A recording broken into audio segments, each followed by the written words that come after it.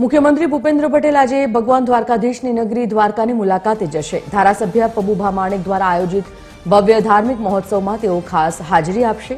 પૂજ્ય કનકેશ્વરી દેવીજીની દેવી ભાગવત કથા અને 1008 શિવલિંગ પૂજનમાં મુખ્યમંત્રી સહભાગી થશે।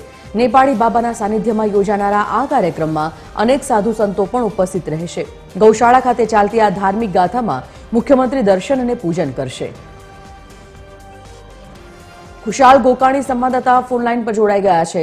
खुशाल, कनकेश्वरी देवीजीनी देवी भागवत कथा में आज सीएम ની હાજરી, શું વિગત? જી સંજીવની જણાવી દો તો આજ રોજ સીએમ ભૂપેન્દ્ર પટેલ છે જે દ્વારકાની મુલાકાતે આવવાના છે।